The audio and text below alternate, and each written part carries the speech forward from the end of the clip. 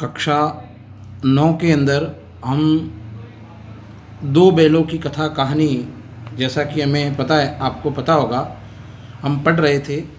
आज हम कहानी का तीसरा और चौथा भाग पढ़ेंगे और उससे संबंधित कुछ प्रश्नों को देखेंगे।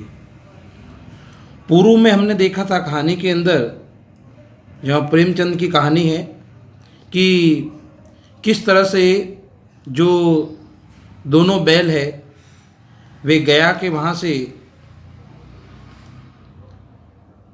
जान छुड़ाकर और वहाँ से भागे और खेतों की तरफ चले जाते हैं। उसके बाद में किस तरह से उनके बीच में आपस में प्रेम प्रकट होता है, एक दूसरे से स्नेह प्रकट करते हैं, प्रेम प्रकट करते हैं, मार्ग भी भूल जाते हैं। उसी के संदर्भ में हम अब आगे पढ़ रहे हैं। कहानी का तीसरा भाग देखिए। अरे यहाँ क्या, आश्चर्यचकित वाक्य है, विस्मयादि बोधक चिन्ह है, प्रश्नवाचक चिन्ह। कोई सांड ढोकता चला आ रहा है, मदमस्त होता हुआ। हाँ, सांड ही है। एक दूसरे से हीरा और मोती बातें कर रहे हैं मुख भाषा के अंदर। वहाँ सामने आ पहुँचा, दोनों मित्र बगले झाँक रहे हैं एक दूसरे की तरफ। सांड पूरा हाथी है, मतलब अट्टा कट्टा। उससे भिड़ना जान से हाथ धोना है कि अगर हम उससे भिड़ गए तो शायद हमारी जान भी नहीं बच पाएगी। लेकिन न भिड़ने पर भी जान बचती नज़र नहीं आती कि पहले से ही हम हार क्यों मान ले, ऐसा वो सोचने लगे। इन्हीं की तरफ आ रहा है। कितनी भयंकर सूरत है। मोती ने मुख भाषा में कहा, बुरे फंसे, जान बचेगी, कोई उपाय सोचो। हीरा ने चिंतित स्वर में कहा, अपने घमंड में भूला हुआ है। मदमस्त होता हुआ आ रहा था। आरजू विनती न सुनेगा, भाग क्यों न चले कि हम इससे जान बचाकर भाग जाते हैं। ऐसा दोनों एक दूसरे के दोनों कहने लगे। भागना कायरता है तो फिर यही मरो। बंदा तो 9 2 11 होता है। जैसा कि मैंने पहले ही आपको बताया है, 9 2 11 होना मुहावरे और लोकोक्ति, उर्दू के शब्द। यह दो बैलों की कथा ही नहीं, प्रेमचंद की जितनी कहानियाँ उपन्यास हम पढ़ते हैं उसके अंदर ये आते हैं। लोकोक्ति युक्त भाषाएँ, मुहावरेदार भाषा। 9 2 बंदा तो 9 2 11 होता है, अर्थात बंदा तो यहाँ से भाग रहा है और जो दौड़ाए। तो फिर क्या उपाय सोचो जल्द। उपाय यही है कि उस पर दोनों जने एक साथ चोट करें। देखिए, हम मानसिकता, दुर्बलता, आज़ादी के लिए लड़ना, इन संदर्भ में ये सब कहानी पढ़ रहे हैं, तो इसके भावों को हमको समझना पड़ेगा। उपाय यही है कि उस पर दोनों जने एक साथ चोट करें। मैं आगे से रगेड़ता हूँ, रगेड़ना यानी खदेड़ना, तुम पीछे से रगेदो यानी खदेड़ो। दोहरी मार पड़ेगी तो भाग खड़ा होगा। मतलब हम अगर हार हमने मान ली तो हमारी मृत्यु भी हो सकती है, इसलिए हमें संघर्ष करना पड़ेगा। मेरी और झपटे तुम बगल से उस पेट में सींग घुसेड़ देना, जान जोखिम है पर दूसरा उपाय नहीं है। ये इन दोनों ने उस सांड से लड़ने के लिए योजना बनाई। दोनों मित्र जान हथेलियों पर लेकर लपके। सांड को भी संगठित शत्रुओं से लड़ने का तजर्बा यानी अनुभव था। वह तो एक शत्रु से मल्ल युद्ध करने का आदी था, मल्ल युद्ध, कुश्ती। ज्यों ही हीरा पर झपटा, मोती ने पीछे से दौड़ाया। सांड उसकी तरफ मुड़ा तो हीरा ने रगेदा। सांड चाहता था कि एक एक करके दोनों को गिरा ले, पर ये दोनों भी उस्ताद थे। देखिए, आज़ादी के समय और हमारे सामने कई ऐसी समस्याएं आई कि जिस पर हम एक अकेला व्यक्ति नहीं, संगठित होकर 2-3 लोगों ने अंग्रेज़ों की उस सत्ता के खिलाफ, अंग्रेज़ों की उस लड़ाई के खिलाफ आवाज़ उठाई थी। ठीक है ना। तो उस आज़ादी और लड़ाई के खिलाफ आवाज़ उठाने के कारण ही, या आवाज़ उठाने से ही हमारी जीत भी हो पाई थी। तो यहाँ कुछ इसी प्रकार का स्वतंत्रता से संबंधित कुछ जो बातें हैं वो हमारे सामने आ रही है। एक एक करके दोनों को गिरा ले, पर ये दोनों भी उस्ताद थे, उसे वहाँ अवसर न देते थे। एक बार सांड झंझलाकर हीरा का अंत कर देने के लिए चला कि मोती ने बगल से आकर पेट में सींग भोंक दिया। सांड क्रोध में आकर पीछे फिरा तो हीरा ने दूसरे पहलू में सींग चुबा दिया। आखिर बेचारा जख्मी होकर भागा और दोनों मित्रों ने दूर तक उसका पीछा किया, मतलब उसको मार मार के आखिर में उसको भगा दिया। यहाँ तक कि सांड बेदब होकर गिर पड़ा। तब दोनों ने उसे छोड़ दिया कि अब तो ये भाई अधमरा हो गया है, अब इसको हम छोड़ लेते हैं। दोनों मित्र विजय के नशे में झूमते चले जाते थे। दोनों अपनी विजय का जो है वह जश्न मना रहे थे। मोती ने सांकेतिक भाषा में कहा, मेरा जी तो चाहता है बच्चा को मार ही डालूं। बच्चा को यानी वह सांड को। हीरा ने तिरस्कार किया, गिरे हुए बैरी का सींग न चलाना चाहिए। कि गिरे हुए बैरी अर्थात गिरा हुआ जो शत्रु है वह एक तरह से मृत्यु के बराबर ही होता है, उस पर हमें आघात नहीं करना चाहिए, ये हमारी कायरता कहलाएगी। यह सब ढोंगे। देखिए, ये बताया कि जो भारतवासी थे वो हमारी इस प्रकार की सोच रखते थे। नैतिकता उनके अंदर थी, आध्यात्मिकता की भावना थी, नैतिकता की भावना थी। तो वही यहाँ नैतिकता, आध्यात्मिकता की भावनाएं ही इन सब ये वाक्यों के द्वारा यहाँ पर उन भारतीय सीधे साधे जो भारतीय थे उनके बारे में, यहाँ जो स्वतंत्रता सेनानी थे उनके बारे में यहाँ बताया जा रहा है इन दो बैलों के माध्यम से। यह सब ढोंगे। बैरी को ऐसा मारना चाहिए कि फिर ना उठे। अब घर कैसे पहुँचेंगे वह सोचो कि अब हमें घर वापस जाना है, अपने गंतव्य स्थान पर जाना है। पहले कुछ खा ले तो सोचे। सामने मटर का खेत था ही, उसमें मोती उसमें घुस गया। हीरा मना करता रहा पर उसने एक न सुनी, क्योंकि भूख लगी हुई थी और युद्ध भी कर लिया था। और युद्ध करने के बाद में तो ज़्यादा भूख लगती है, मेहनत करने के बाद में। तो अभी 2 ही 4 ग्रास खाए थे कि 2 आदमी लाठी लिए हुए दौड़ पड़े और दोनों मित्रों को घेर लिया। हीरा तो मेड़ पर था, ये मेड़ यानी जो खेत की पाल दीवार होती है, निकल गया। मोती सींचे हुए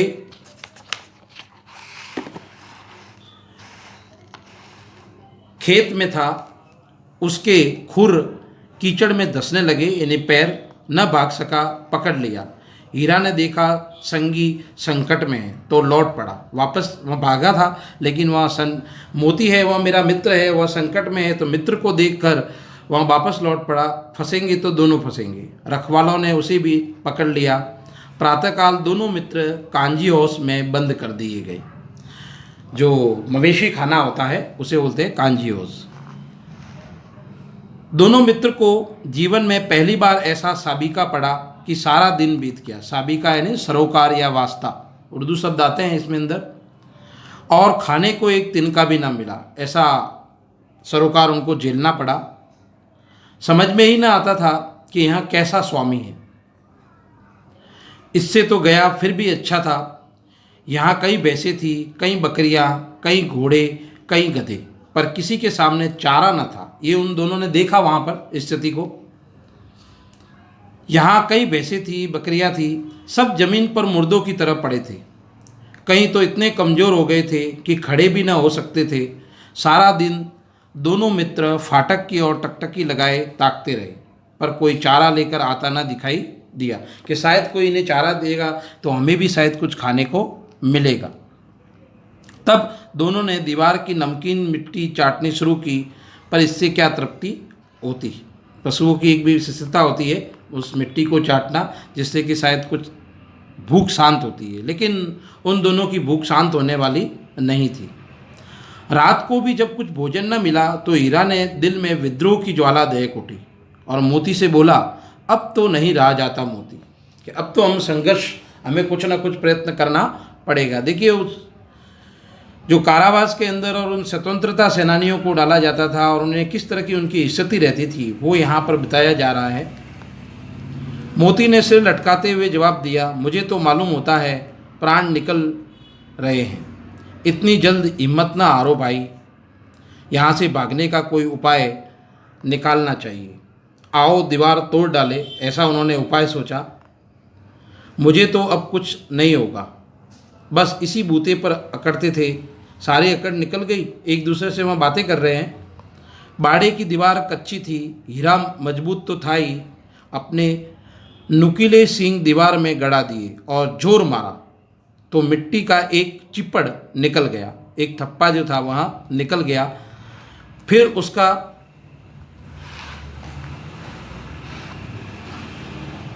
साहस बढ़ा कि शायद अब कुछ प्रयत्न हो सकता है, तो शायद कुछ इस संघर्ष से शायद इससे कुछ दीवार और भी टूट सकती है। इससे दौड़ दौड़ कर दीवार पर चोटें की और हर चोट में थोड़ी थोड़ी मिट्टी गिराने लगा। उस समय कांजी हाउस का चौकीदार लालटेन लेकर जानवरों की हाजिरी लेने आ निकला। कांजी हाउस के अंदर मवेशी खानों के अंदर हाजिरी ली जाती है पशुओं की, कि पशुओं की संख्या कितनी है। जैसे उस समय स्वतंत्रता सेनानियों की ली जाती थी जो उन पर अत्याचार होते थे। हीरा का उज्जड़पन देखकर उसने उसे कई डंडे रसीद दिए और मोटी सी रस्सी से बांध दिया। मोती ने पड़े पड़े कहा, आखिर मार खाई, क्या मिला? अपने बूते पर जोर तो मार दिया, एक जोर मारना किस काम का कि बंधन में पड़ जाए, कि ऐसा प्रयत्न किस काम का कि हम और अधिक बंधन में पड़ जाए। जोर तो मारता ही जाऊंगा चाहे कितने ही बंधन पड़ जाए, कि मैं तो प्रयत्न तो करता जाऊंगा, ऐसा हीरा ने कहा। जान से हाथ धोना पड़ेगा, मोती ने कहा, कुछ परवाह नहीं, यों ही भी मरना ही है। सोचो दीवार खुद जाती तो कितनी जानें बच जाती, कि अगर मेरा प्रयत्न होता और दीवार मान लो टूट जाती तो ये हमारे जितने भाई हैं सारे बच जाते। किसी में देह में जान नहीं है, सब मुर्दों की तरह पड़े हैं। 2-4 दिन और यहीं हाल रहा तो सब मर जाएंगे।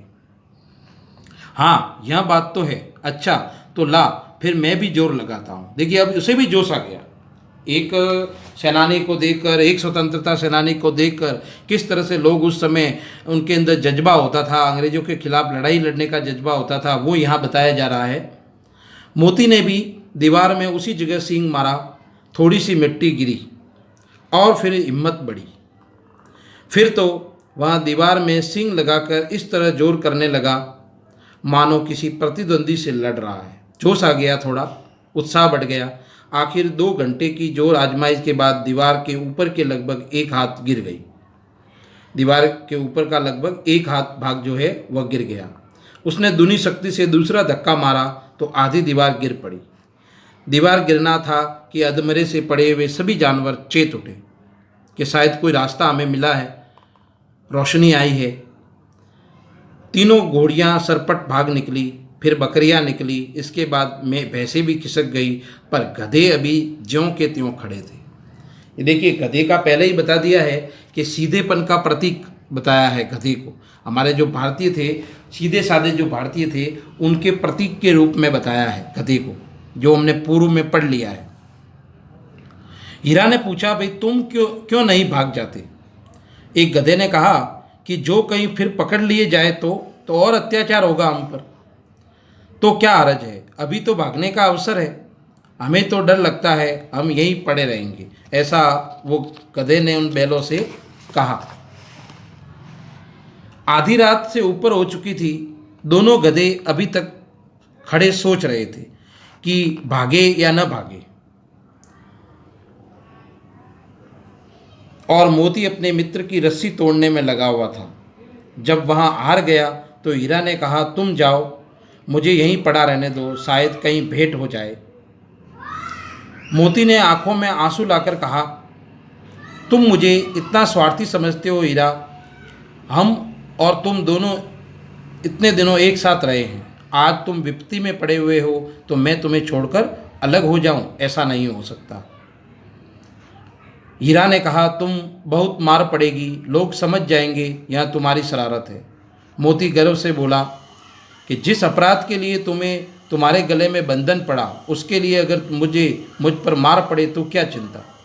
अब उस समय स्वतंत्रता सेनानियों के अंदर किस प्रकार की भावनाएं रहती थी, वो इन 2 बैलों के माध्यम से, मुख्य भाषा के अंदर जो बातें कर रहे हैं उसके माध्यम से यहाँ बताया जा रहा है। इतना तो हो ही गया कि 9-10 प्राणियों की जान बच गई, वे सब तो हमें आशीर्वाद देंगे। यह कहते हुए मोती ने दोनों गधों को सींगों से मार मार कर बाड़े के बाहर निकाला, तब अपने बंधु के पास जाकर सो रहा। बंधु, हीरा और मोती दोनों एक पास में बैठे रहे। भोर होते ही मुंशी और चौकीदार तथा अन्य कर्मचारियों में कैसी खलबली मची, इसके लिखने की ज़रूरत नहीं। अब खलबली किस प्रकार की थी वो हमें पता लग गया है कि सारा का सारा जो साम्राज्य था वो एक तरह से खाली ही हो गया था उनका, कांजियों से। बस इतना ही काफ़ी है। मोती की खूब मरम्मत हुई और उसे भी मोटी रस्सी से बांध दिया गया। देखिए, स्वयं न भाग सके या स्वयं न भागे, लेकिन अपने जितने मित्र थे उनको उन्होंने आज़ाद करवा दिया। ये कहानी का तीसरा और चौथा भाग हमने पढ़ लिया है। तो इस प्रकार से सामान्य सी भाषा में है और सरल भाषा में कहानी है। 2-3 बार हम पढ़ेंगे तो हमें समझ में आ जाएगा, इतना कोई मुश्किल नहीं है।